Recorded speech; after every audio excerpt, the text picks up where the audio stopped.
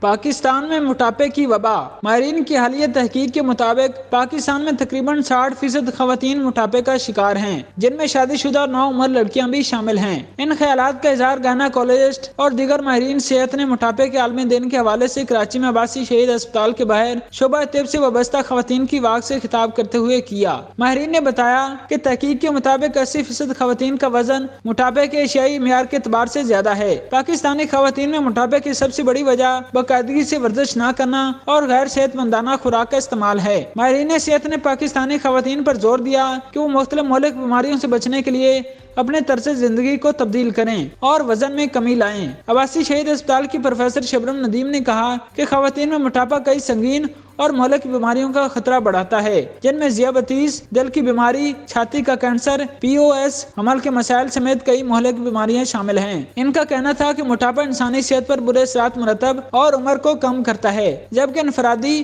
قومی اور عالمی سطح پر صحت کی دیکھ بھال کے نتیجے میں مالی بوجھ بڑھاتا ہے۔ ہجامہ سے شوگر، گنج بن اور موٹاپے کا علاج۔ انہوں نے کہا پاکستان کو موٹاپا کی وبا نے لپیٹ میں لے رکھا ہے، جہاں تقریباً 88% لوگ جسمانی عدم فعالیت اور غیر صحت بخش خوراک کے استعمال کی وجہ سے موٹاپے کا شکار ہیں۔ انہوں نے خواتین کے علاج کرنے والے تمام معالجین پر زور دیا کہ وہ خواتین کو صحت مند غذا لینے اور روزانہ ورزش کرنے کا مشورہ دیں اور جسمانی طور پر فٹ رہنے کی کوشش کریں۔ ایک حالیہ تحقیق کا حوالہ دیتے ہوئے انہوں نے کہا کہ پاکستان کے 11 شہروں میں تقریباً 2500 افراد کا معائنہ کیا گیا اور ان میں سے 88% مرد اور خواتین دونوں موٹے پائے گئے۔ ڈاکٹر شائستہ احمد اور ڈاکٹر راحلہ امتیاز نے بھی زور دیا کہ وہ اپنی اور اپنے خاندان کی خوراک کے معیار کو بہتر بنائیں، فاسٹ فوڈ کا استعمال نہ کریں جو کہ در حقیقت جنک فوڈ ہے، شوگر والے مشروبات کے استعمال سے پرہیز کریں اور اس کی بجائے گھر میں تیار کردہ صحت بخش کھانے اور مشروبات کا استعمال کریں جن میں چینی اور چکنائی کم ہو۔